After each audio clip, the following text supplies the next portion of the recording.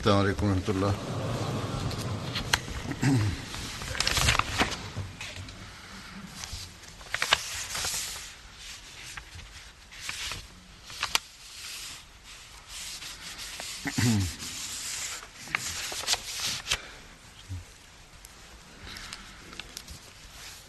أشهد أن لا إله إلا الله وحده لا شريك له وأشهد أن محمدا عبده ورسوله. أما بعد فأعوذ بالله من الشيطان الرجيم. بسم الله الرحمن الرحيم. الحمد لله رب العالمين الرحمن الرحيم مالك يوم الدين. إياك نعبد وإياك نستعين. اهدنا الصراط المستقيم صراط الذين أنعمت عليهم غير المغضوب عليهم ولا الضالين.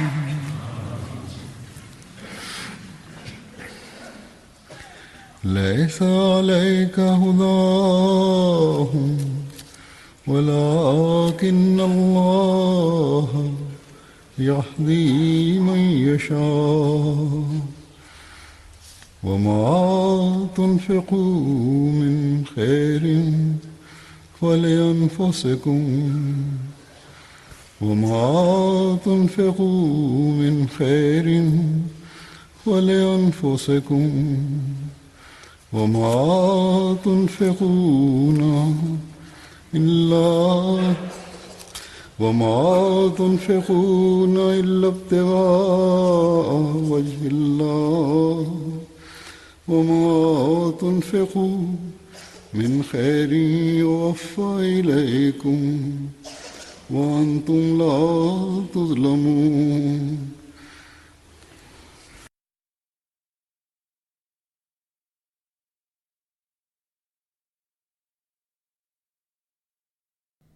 يتبين من هذه الآية أن الله تعالى وضح أن الهدى أي الذهاب بالمرء إلى الصراط المستقيم وتسييره على الطريق السوي المؤدي إلى المنزل الحقيقي وتثبيته على ذلك الطريق وذلك الهدى وإيصاله إلى المنزل وحمايته من الضلال وجعل عاقبته حسنة إنما منوط بفضل الله تعالى وهو بيد الله فقط. أما نحن فنستطيع أن ندل أحدا على طريق الحسنات ولكننا لا نستطيع أن نسيره بالضرورة على ذلك الطريق ونثبته عليه، فإن الله تعالى أخذ هذا الأمر بيده.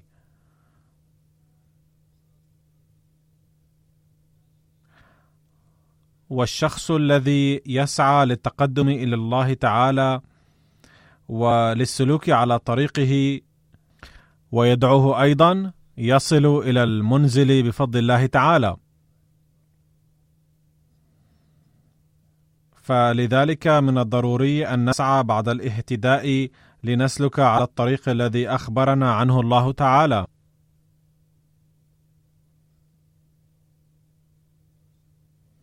وكذلك نظل ندعوه ونطلب منه فضله ثابتين على طريقه لكي تكون عاقبتنا حسنة ولا يضلنا أبدا أي ضعف لنا عن الطريق الموصل إلى الله تعالى.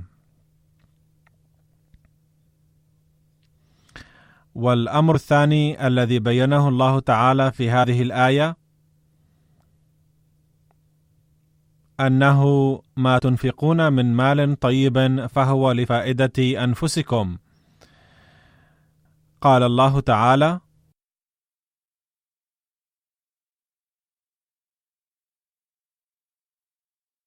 يترجم حضرته الآية السابقة إلى اللغة الأردية: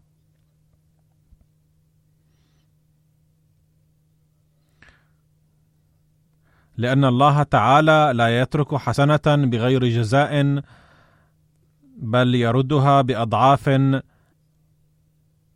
كما يزرع المزارع البذور في الحقل، ويمكن لجاهل قليل العقل أن يقول له: ماذا صنعت؟ لقد أضعت البذار كله في الأرض، ولكن العاقل يعرف أن البذور الذي ألقي في الأرض سوف يضاعف آلافا بل ملايين، إلا إذا تعرض الحقل لآفة ولم يحصل على نتاج.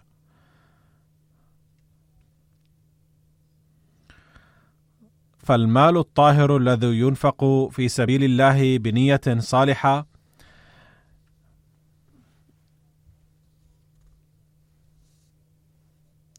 يمكن أن يعاد إلى صاحبه آلاف الأضعاف، وهذا يحدث فعلا. يكتب الأحمديون إلي تجاربهم كيف قدموا تضحية في سبيل الله تعالى، وكيف أعادها الله تعالى إليهم أضعافا مضاعفة. وبعض ضعيفي الإيمان أو المبايعون الجدد أيضا يقولون: لنجرب ذلك لنعلم بمدى صحة القول بأن الله تعالى يضاعف.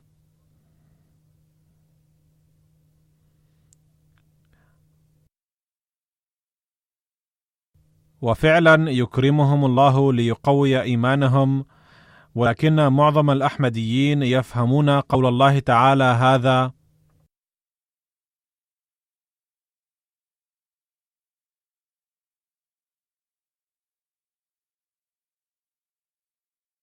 يترجم حضرته الآية السابقة إلى اللغة الأردية: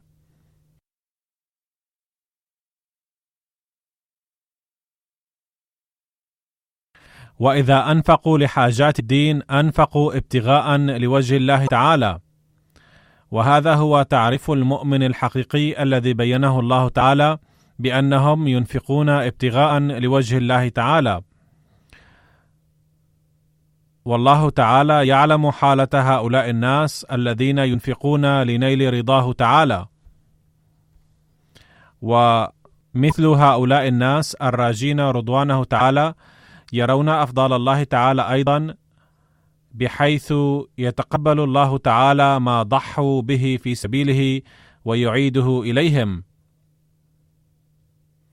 وذلك يزيدهم إيمانا.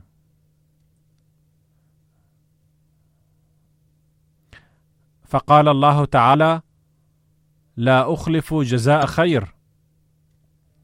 فإذا أنفقتم لابتغاء وجهي من مالكم الطيب في سبيل ديني وطاعة لأمري فسوف أعيده إليكم، بشرط أن يكون المال طيبا. فأقول بشكل خاص لبعض الأحمديين الذين يقيمون في هذه الدول المتطورة: يجب عليهم أن يكسبوا المال الطيب، ولا يخضعوا الدوائر الحكومية لكسب المال الزائد، بحيث أنهم يعملون ويكسبون ومع ذلك يأخذون المعونة من الحكومة بالكذب.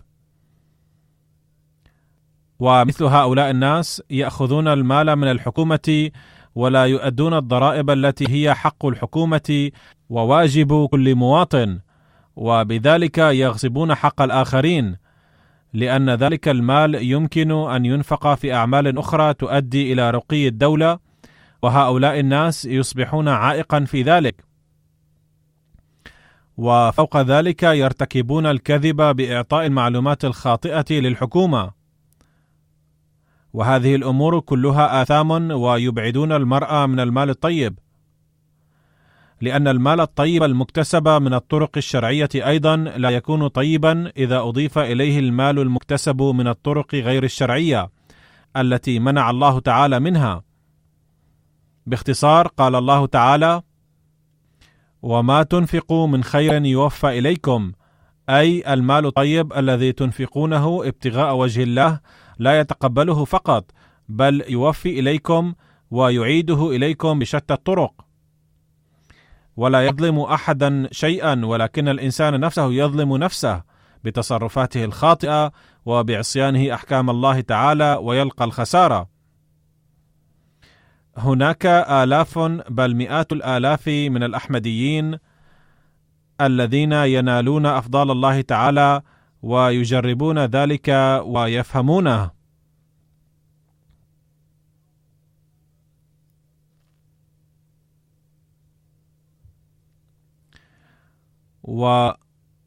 وسأقدم بعض الأمثلة اليوم.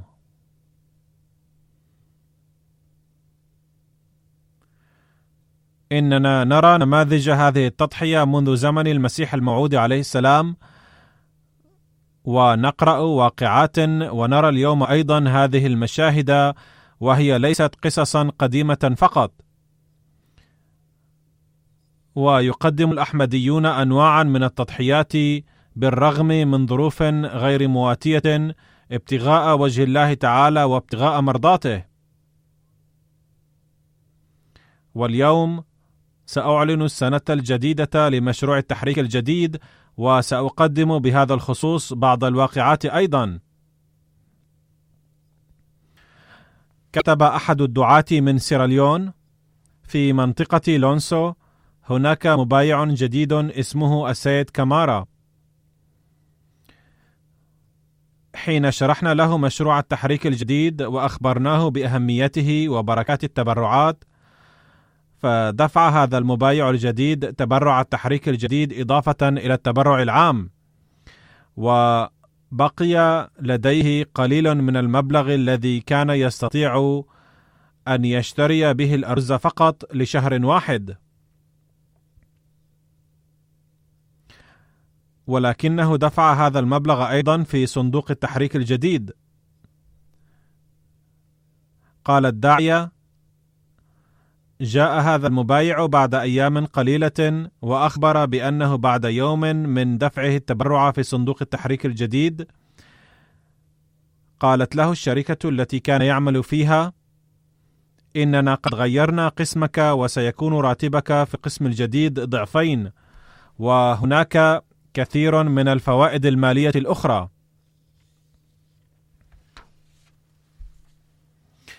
وقال أيضا: كنت سمعت ذكر البركات التي تنزل نتيجة التبرع، وها قد أراني الله تعالى نموذجا من تلك البركات. ثم قال: سوف أدفع كل شهر تبرع التحريك الجديد مع التبرع العام. ثم كتب داعيتنا من منطقة بورت لوكو في سيراليون واقعة: انظروا كيف يكرم الله تعالى المضحين في سبيله بالرغم من الفقر، وكيف يتسبب ذلك في زيادة إيمانه. والواقعة كالتالي: هناك قرية اسمها ساند ميبلن تورو، وفيها أحمدي يدعى محمدا،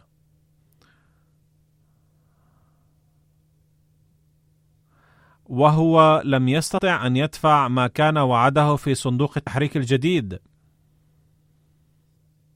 وحين بلغ العام نهايته قال: لم تكن لدي إلا بضع كؤوس من الأرز، أي كان قليل من الأرز الذي ربما يساوي كيلو أو كيلو والنصف. بعت الأرز ودفعت تبرع التحريك الجديد. وفي اليوم التالي أرسل لي شخص ذو قرابة بعيدة كيسا كبيرا من الأرز وبعض المال هدية لي، وهذا الشيء زادني إيمانا كثيرا، لأنني كنت دفعت بعض كؤوس من الأرز، ولكن الله تعالى عوضني ب100 كيلو من الأرز وبعض المال أيضا. ثم كتبت داعية من غيني بيساو: وهذه الواقعة أيضا تخبر بمستوى تضحية الفقراء وكيفية تجديد الله تعالى إيمانهم. هناك أحمدي السيد ديالو في جماعة كوبودو، حين أخبرناه بأهمية التحريك الجديد فأدخل يده في جيبه فورا، وكان فيه 1000 سيفا، فدفعه في صندوق التحريك الجديد. وكان يريد الذهاب إلى السوق لشراء الطعام لأولاده بهذا المبلغ، ولكنه بعد دفع التبرع عاد إلى البيت من دون الطعام، لأنه لم يكن يملك المبلغ عندئذ.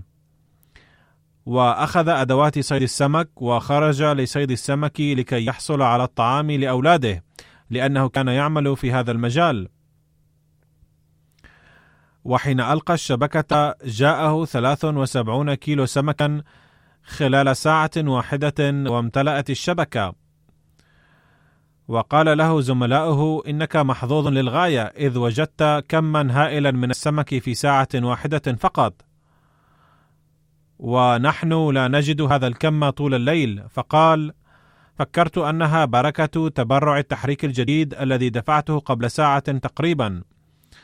ثم جاء إلى دار التبشير مرة أخرى وتبرع مزيدا، لأنه حصل على دخل كثير. لا شك أنهم فقراء، ولكن قلوبهم كبيرة.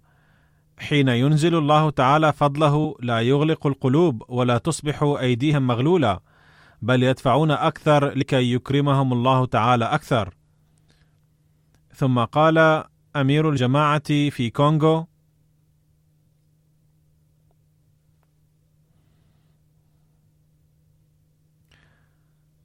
في منطقة دعا داعية المحلية أبناء الجماعة إلى التحريك الجديد،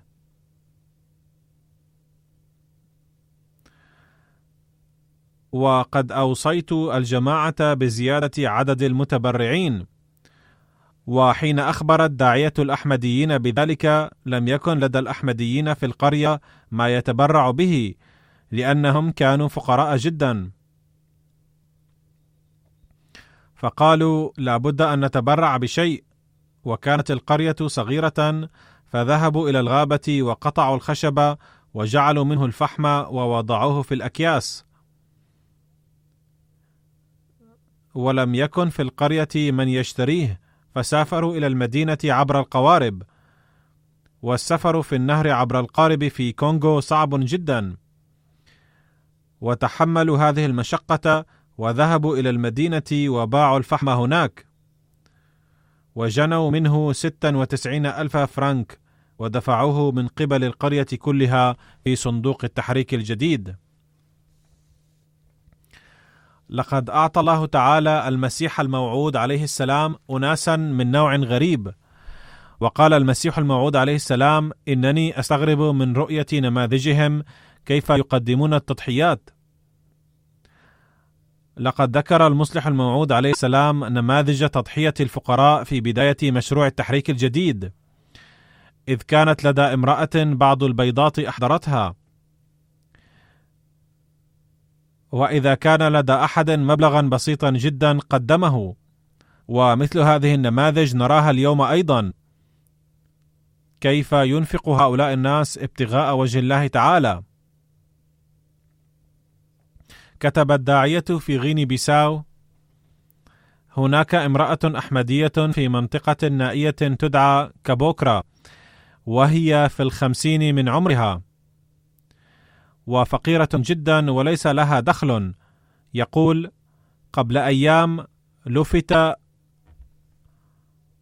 أنظار أفراد الجماعة بأن يساهموا في تبرعات التحريك الجديد، فقالت في نفسها إنها لا تملك شيئا سوى دجاجة صغيرة، ونوت أن تربيها وتتبرع بها عندما تكبر. ثم بعد فترة زمنية تفشى الوباء في الدجاج، ومرضت دجاجتها أيضا، فقال لها أهلها أن من الأفضل أن تذبحيها قبل أن تموت، فرفضت ودعت الله تعالى أن يشفي دجاجتها ويحميها من الموت، لأنها لا تملك ما تتبرع به سوى هذه الدجاجة الصغيرة. وفي الصباح التالي وجدت دجاجتها صحيحة تماما، ثم كبرت، وبعد 20 يوما من ذلك سلمتها للداعية المحلي تبرعا في التحريك الجديد. يقول الناس إنهم لا يرون آيات، لكنه إذا كانت علاقة المرء صحيحة بالله تعالى وكانت نيته صادقة فيريهم الله آيات، ومثل هذه الآيات الصغيرة تزيدهم إيمانا.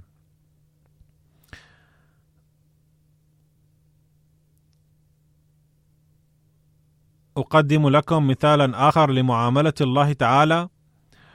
يقول الداعية المحلي في منطقة مارا في تنزانيا: إن لشاب أحمدي مخلص راشد حسين المحترم محل صغير للبقالة، وكان قد دفع كل ما وعد في صندوق التحريك الجديد. وعند نهاية السنة حين نصحت الناس أن من يستطيع فيمكن أن يدفع أكثر، وهذا الأخ لم يكن من هذه الفئة، إذ كان يعاني الضائقة المالية في تلك الأيام، وكان قد بقي في محله أشياء لا يتوقع بيعها عاجلا، لكنه مع ذلك دفع 3000 شيلينغ. ثم جاءني مساء مرة أخرى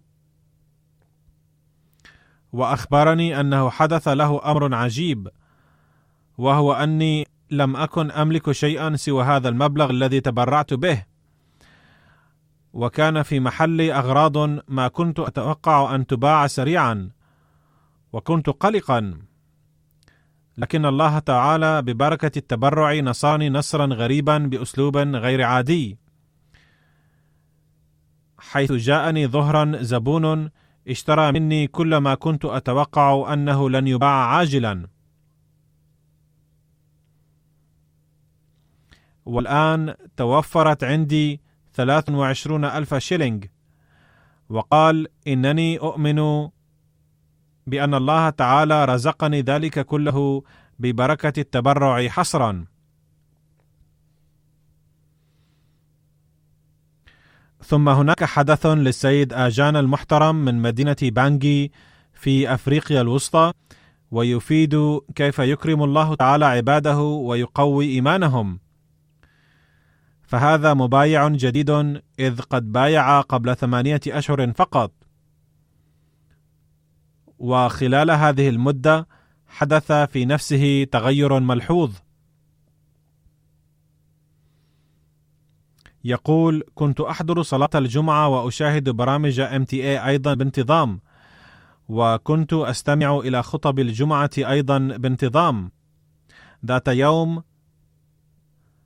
استمعت في خطبتكم أن الذي ينفق في سبيل الله لا يبقى فقيرا، بل يبارك الله تعالى في أمواله. ثم حين استمعت إلى حث الداعية على دفع تبرعاتي في التحريك الجديد، لم يكن في جيبي شيء سوى 500 فرنك، وهو مبلغ زهيد، فتبرعت به، وكنت أخاف من أين آكل ليلا. تذكرت كلام الخليفة فورا أن الله يرزق أكثر،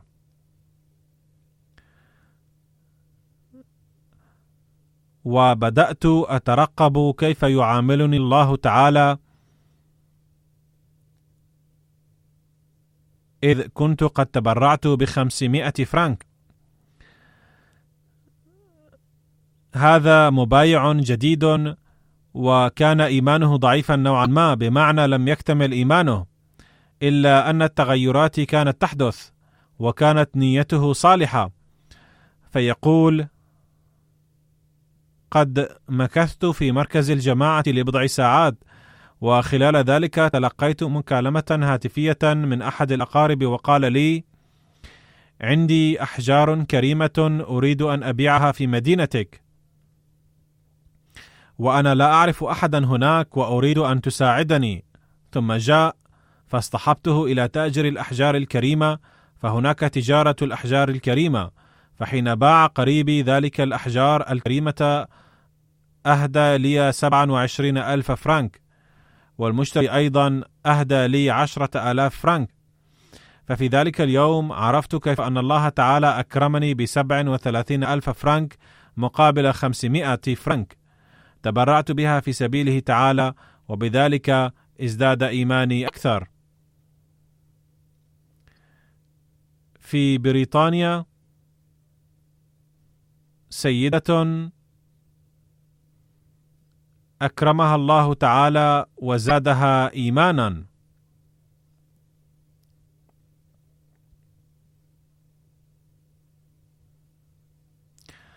فقد قالت: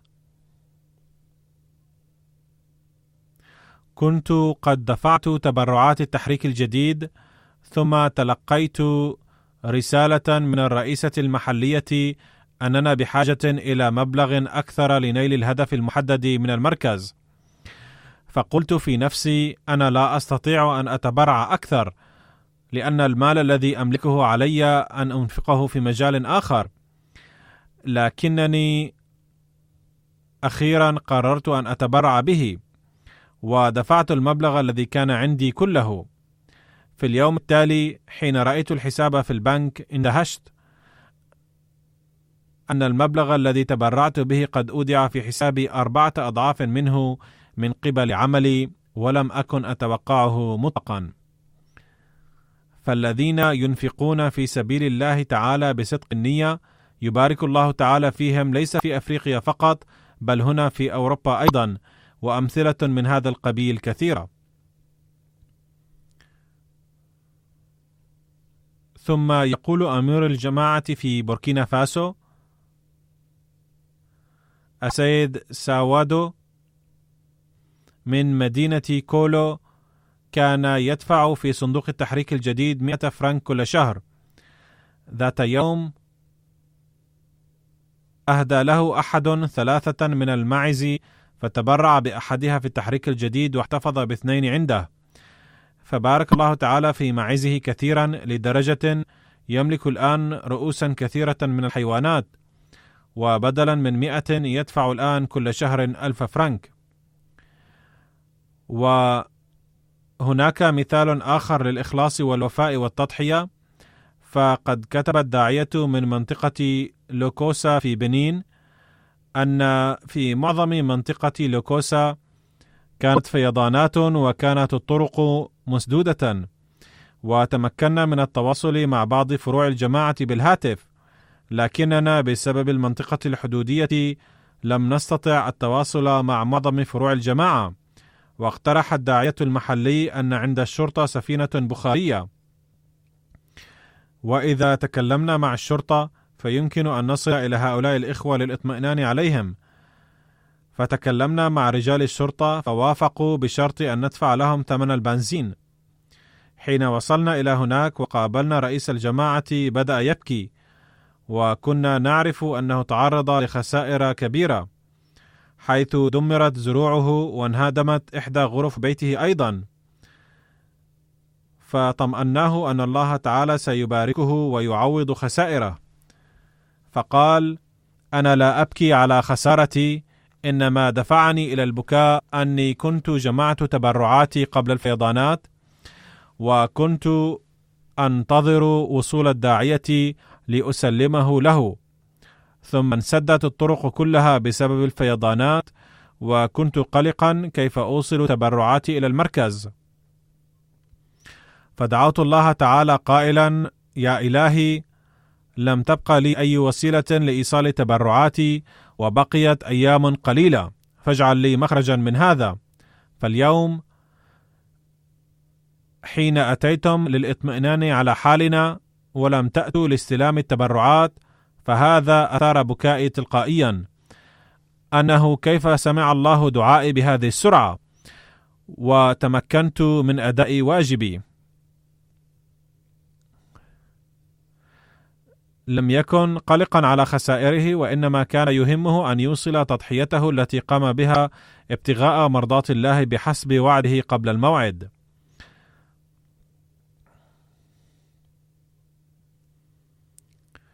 يقول السيد إبراهيم المحترم،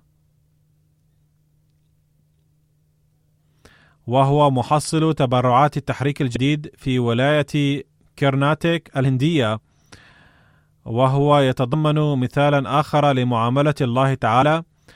فهناك شاب أحمدي يعمل في شركة وراتبه الشهري 20,000 روبية، وحين حثثته على أن يتبرع بنصف راتبه بحسب ما نصح سيدنا المصلح الموعود رضي الله عنه عن التضحية البالغة معيارها، فوعد بدفع 10,000 روبية رغم أن أوضاعه الاقتصادية لم تكن جيدة.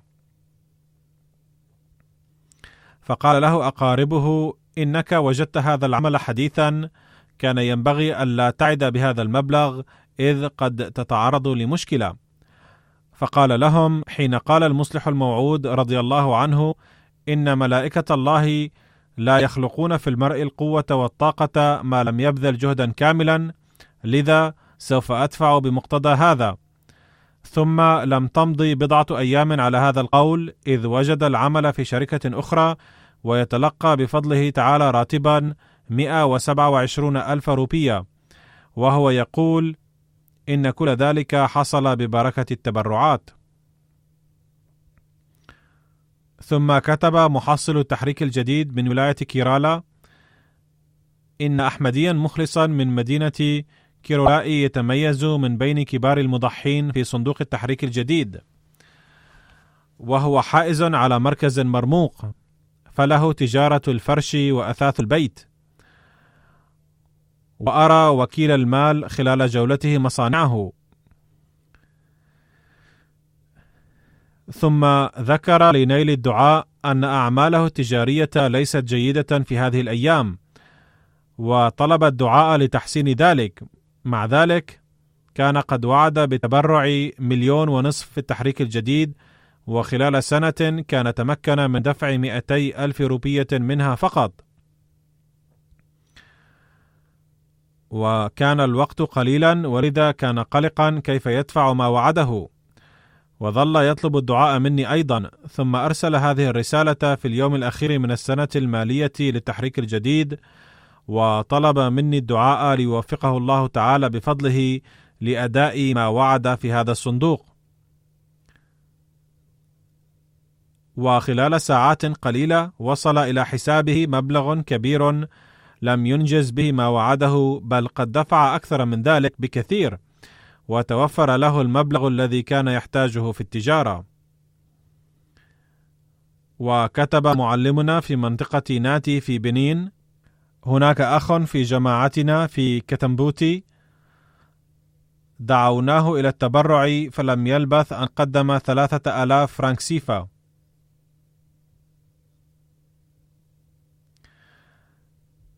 مع أنه لم يدفع من قبل أكثر من 500 سيفا رغم الحث المتكرر. فقلت له في حيرة: كيف تدفع هذا المبلغ الكبير وما السبب وراء ذلك؟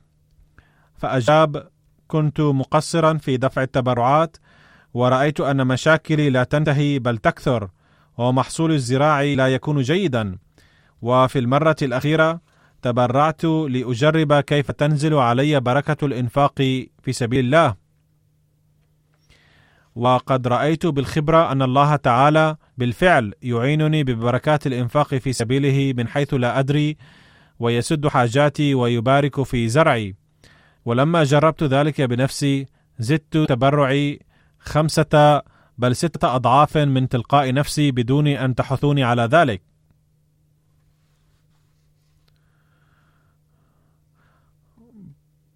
وهناك مثال من جماعتنا في فون بكندا لشوق الأطفال للإنفاق، حيث كتب رئيس الجماعة هناك: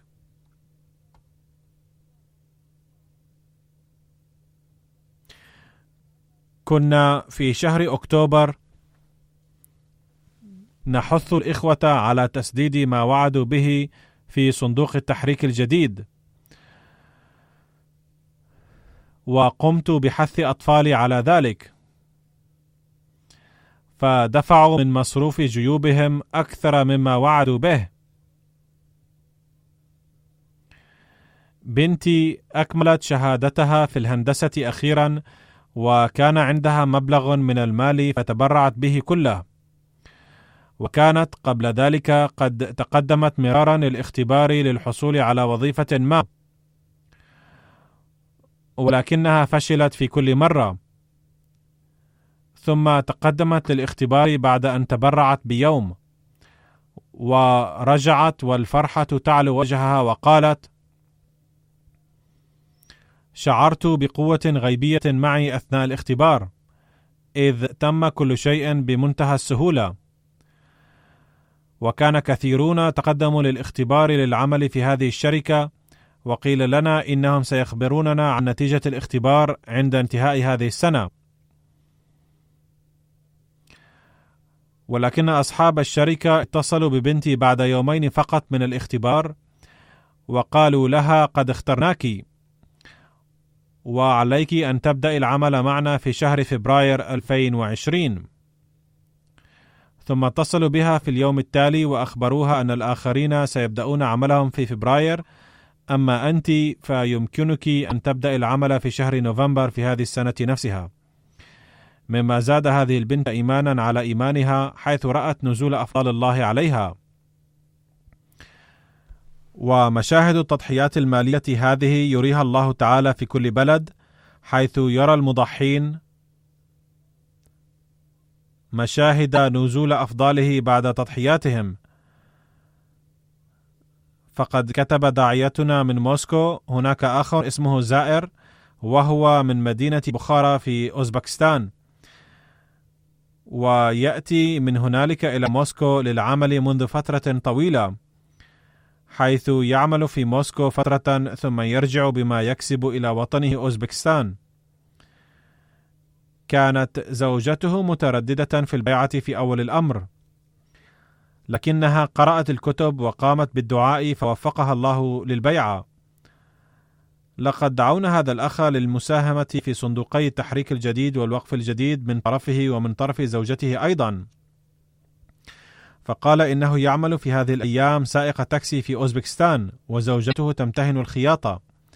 وقال الأخ: لقد اتبعت أنا وزوجتي نظاما معينا فيما نكسب، حيث جعلنا دخلنا 3 أقسام: قسم للأولاد، وقسم للبيت، وقسم للتبرع والإنفاق في سبيل الله تعالى، وإننا نعيش عيشة ملؤها السكينة والإطمئنان والرخاء. وقال الأخ زائر المحترم أيضا: قد أنزل الله بركة كثيرة منذ أن بدأت المساهمة في التبرعات، وقد بورك دخلي بما لم أرى مثله في السنوات الماضية.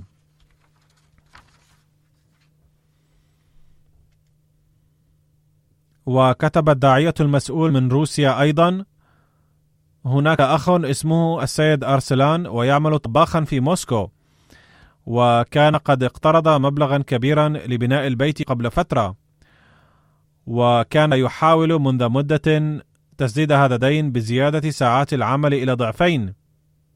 واتصل بنا بالهاتف ذات يوم وقال: أريد الآن إرسال تبرعاتي على الفور. فلما سئل قال: كان لي منذ مدة طويلة مبلغ كبير عند صاحب عمل السابق، وكان لا يدفع لي. وكان هذا الأخ قد كتب لي طالبا الدعاء أيضا من أجل الحصول على هذا المبلغ.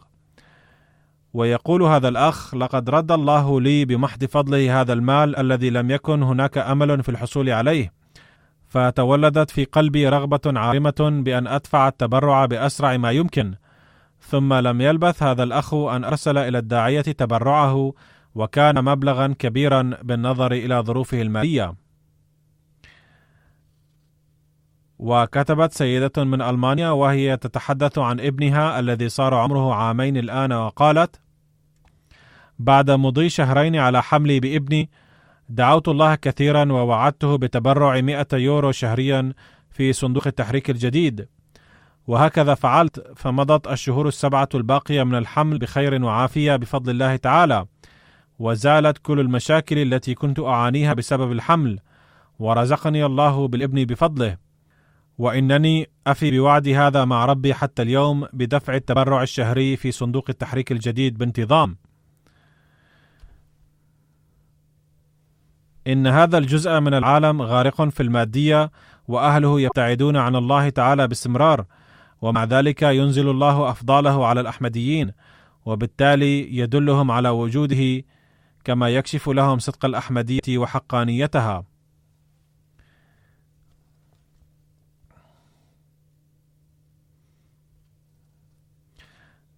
كتب داعيتنا في ليتويا: هناك أخ أحمدي من ليتويا اسمه أحمد فو، وهو من ولاية بخارى بأوزبكستان، وقد وفقه الله تعالى لقبول الأحمدية قبل بضع سنوات.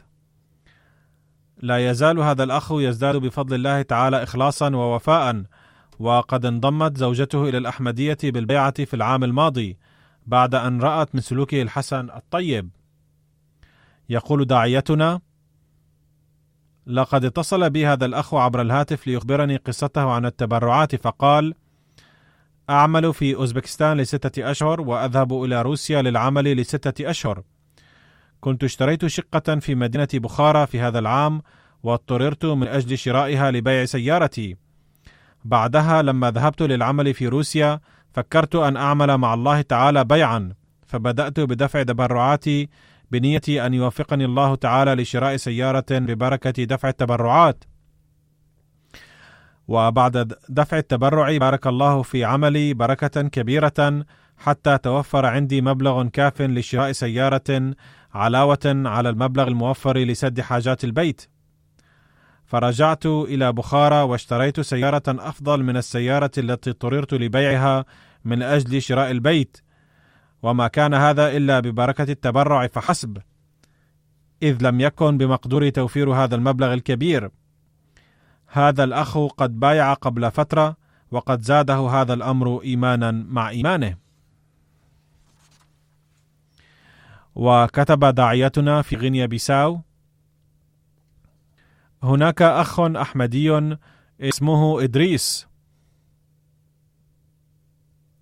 وكان لا يتبرع في صندوق التحريك الجديد رغم كونه أحمديا بالولادة، ورغم التذكير المتكرر له بالمساهمة. بدأ هذا الأخ عمل صنع الطوب، وعملها ب40 كيس من الإسمنت، فهطلت الأمطار بالليل وأفسدت الطوب كلها، فخسر كل ما أنفق. يقول هذا الأخ: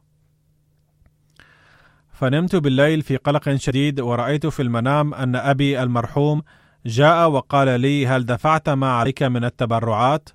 ثم ذهب أبي. ولما استيقظت في الصباح جئت إلى مركز الجماعة وقلت للداعية: كنت دعوتنا إلى دفع تبرع التحريك الجديد، وعندي 2000 من الفرنك فقط، وأريد أن أتبرع بها حالا. وفي اليوم التالي سد الله خسارة هذا الأخ، إذ وجد عقد عمل جديد مقابل 800,000 سيفا، فتمكن من تسديد ديونه، كما دخل بفضل الله تعالى في نظام الوصية في الجماعة، وازداد إيمانا مع إيمانه.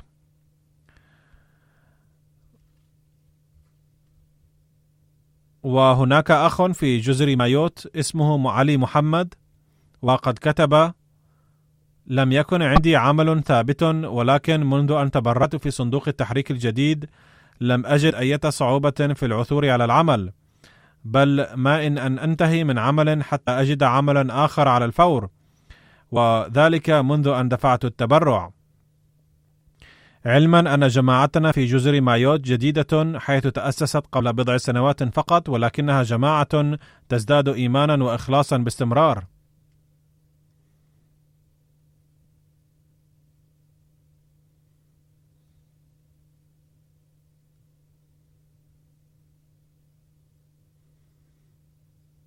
وكتب أمير الجماعة في إندونيسيا: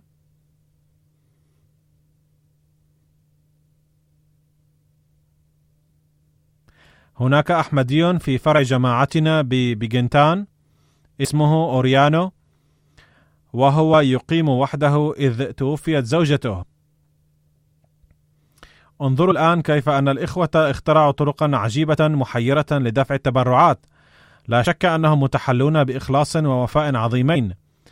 قد تزوج أولاده، يساعد الداعية في أعمال الدعوة والتبليغ أيضا. إنه فلاح فقير، ولكن هذا الأخ يدفع التبرع كل شهر.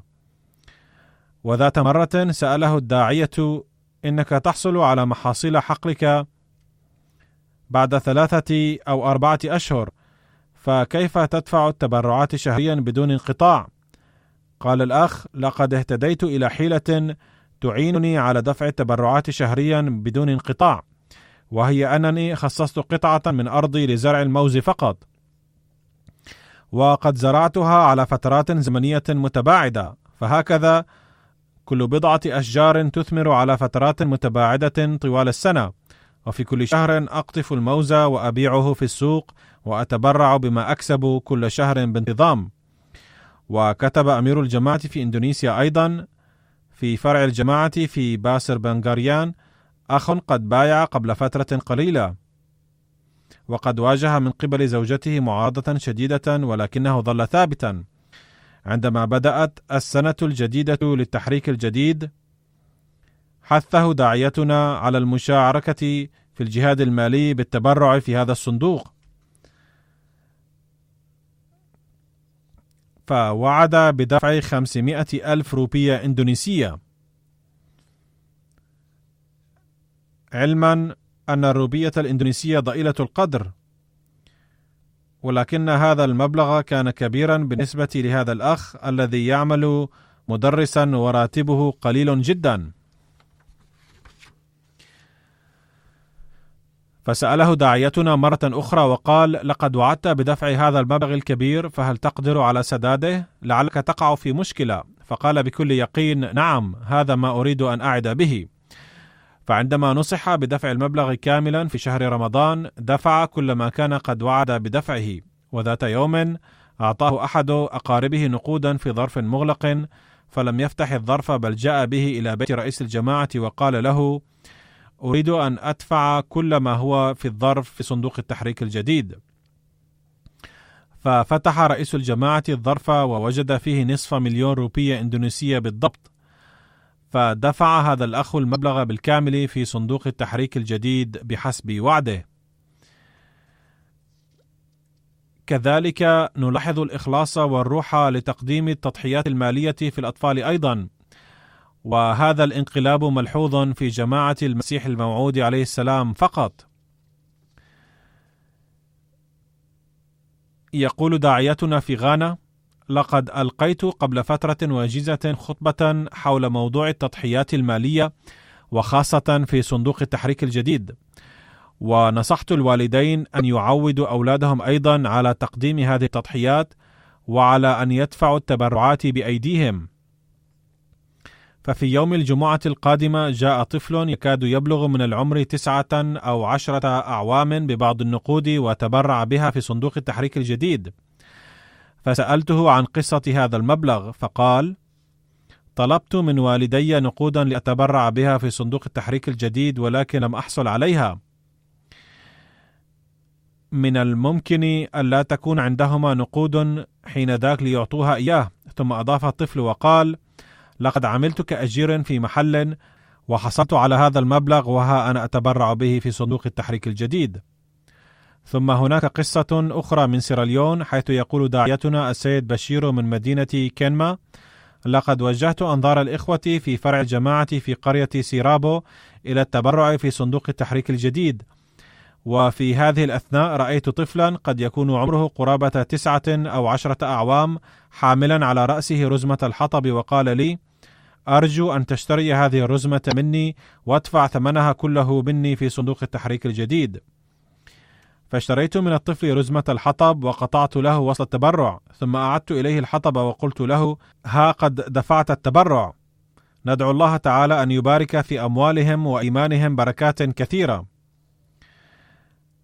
إن فكرة التضحية المالية على هذا النحو قد لا تكون موجودة في الأطفال هنا، أن يعملوا أو يجمعوا الأخشاب من الفلوات ويدفعوا ثمنها تبرعا، لأن الظروف المالية هنا جيدة، غير أن أمثلة حسنة للتضحيات تلاحظ هنا في هذه البلاد أيضا، إذ هناك بعض الأطفال الذين قد تبرعوا بمصروف الجيب كله، وكانوا قد جمعوا بعض المال ليشتروا به شيئا معينا ولكن قدموه في التبرع. فإن أمثلة الإخلاص والوفاء ملحوظة في كل مكان بفضل الله تعالى. ندعو الله تعالى أن يزيد هؤلاء المخلصين في الإخلاص والوفاء دائما. والآن سأذكر لكم بعض التفاصيل للتضحيات المالية التي وفق الله تعالى جماعة المسيح الموعود عليه السلام لدفعها. إن تقديم التضحيات كما يقدمها أفراد الجماعة الأحمدية غير ممكن إطلاقا ما لم تحالف أصحابها نصرة الله تعالى وتأييده. إن الله تعالى هو الذي يقلب القلوب، وهو الذي يلقي روح التضحية في قلوب الأحمديين حيثما كانوا في العالم، كبارا كانوا أم صغارا. يمكن لعاقل أن يفهم من روح التضحية هذه وحدها أنها دليل على صدق المسيح الموعود عليه السلام. لقد انتهت بفضل الله تعالى السنة 85 لمشروع التحريك الجديد، وبدأت السنة 86 من يوم 31 تشرين الأول. ففي السنة المنصرمة وفق الله تعالى الجماعة بتقديم ما يعادل 13.6 مليون جنيه استرليني، وهذا المبلغ يربو بفضل الله تعالى ب802 ألف جنيه استرليني على مبلغ السنة التي سبقتها. في السنة المنصرمة قد تردت قيمة العملة الباكستانية كثيرا، كما أن الظروف السياسية والمالية هنالك سيئة جدا. فندعو الله تعالى أن يرحم البلاد وأهله، وأرجوكم أيضا أن تدعوا لباكستان باستمرار، وادعوا للأحمديين هناك أن يحميهم الله تعالى بفضله ورحمته، فلم تعد جماعة باكستان قائمة على مكانتها السابقة، أي المكانة الأولى من حيث جمع التبرعات، بل قد احتلت جماعة ألمانيا المكانة الأولى هذه المرة، وجاءت جماعة باكستان في الدرجة الثانية وتلتها بريطانيا. كنت سابقا أفصل جماعة باكستان من هذه القائمة لأنها كانت الأولى دائما، وكنت أذكر تفاصيل البلاد أخرى ما عدا باكستان. أما الآن فقد احتلت جماعة باكستان المكانة الثانية، لذا سأذكر الآن أسماء البلاد 10 بالترتيب. فقد احتلت جماعة ألمانيا المرتبة الأولى، ثم باكستان، ثم بريطانيا، ثم أمريكا، ثم كندا، ثم الهند، ثم هناك جماعة من بلاد الشرق الأوسط، ثم إندونيسيا، ثم أستراليا، ثم غانا، ثم هناك بلد آخر من بلاد الشرق الأوسط. وعلى الرغم من تدهور الظروف في باكستان، بل الظروف الاقتصادية قد تدهورت بوجه عام في كل بلد في العالم تقريبا، ولكن مع ذلك ازدادت التبرعات في الجماعة بفضل الله تعالى.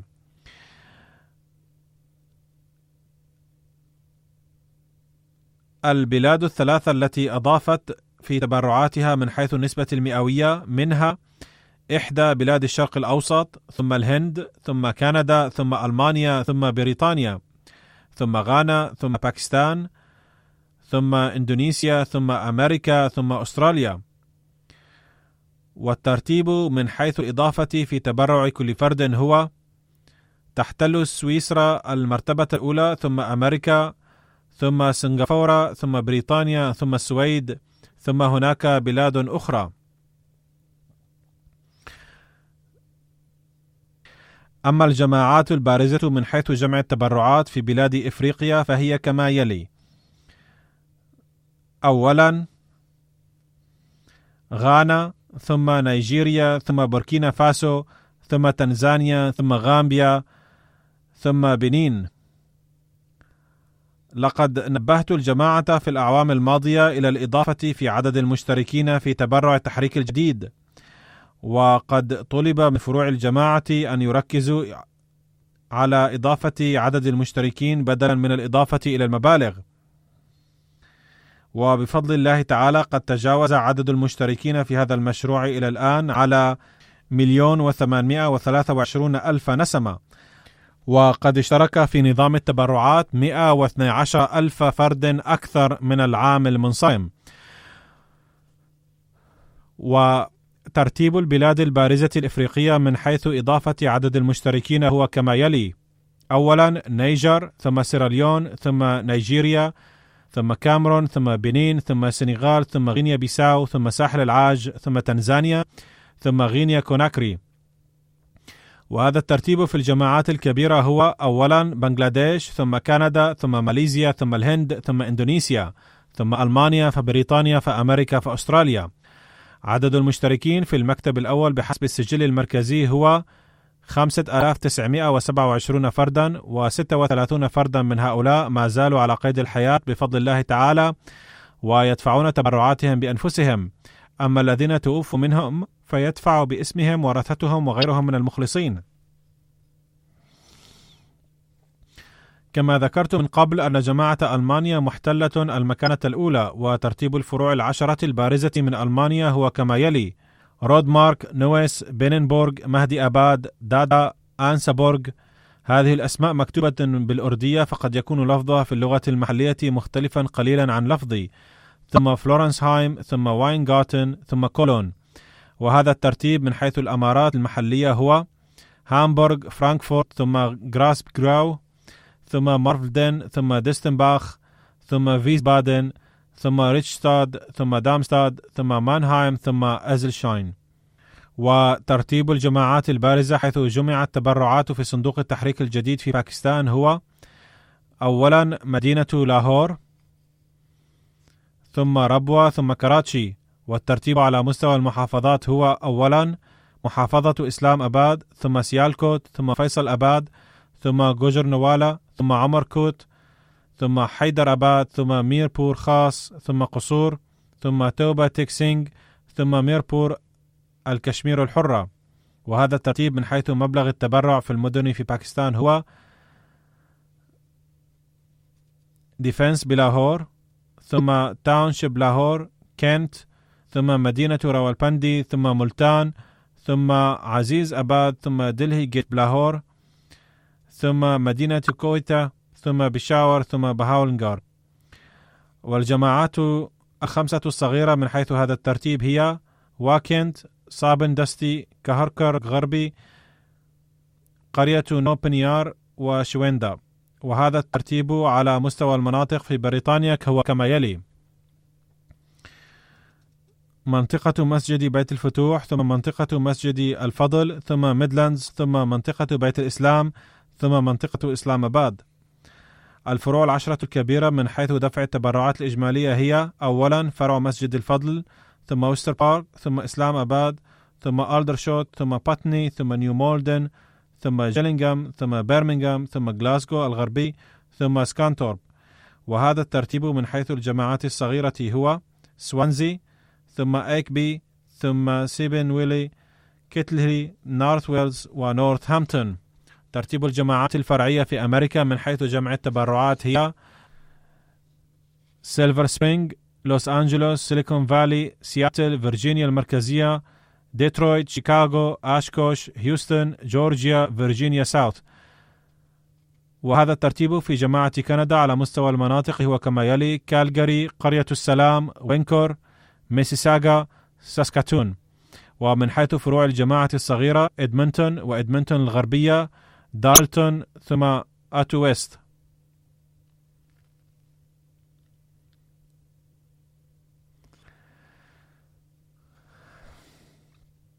الجماعات 10 في الهند من حيث مبالغ التضحية المالية هي كالتالي: أولا كيرولاي، ثم قاديان، ثم بيتا ويرم، ثم حيدر أباد، ثم كيومبيتور، ثم بنغاردي، ثم بانغلور، ثم كالكوت، ثم كالكوتا، ثم يادغار. وهذا الترتيب على مستوى الأقاليم الهندية هو كما يلي: أولا كيرالا، ثم تامل نادو، ثم تلنغانا، ثم جامون وكشمير، ثم أريسا، ثم البنجاب، ثم البنغال، وديلي واتر بريدش. الظروف السياسية والاقتصادية في كشمير متدهورة جدا، ومع ذلك قدمت الجماعة هنالك تضحية مالية كبيرة. الجماعات 10 في أستراليا من حيث جمع التبرعات هي: أولا جماعة كاسل هيل، ميلبورن بيروك، ثم ميلبورن لانج، ثم وارن، ثم ACT كامبرا، مازدن بارك، ثم إدلايت ساوث، ثم بانورث، ثم ماونت درويت، ثم باراماتا، ثم إدلد الغربي. ندعو الله تعالى أن يبارك في أموال جميع المضحين ونفوسهم بركات عظيمة.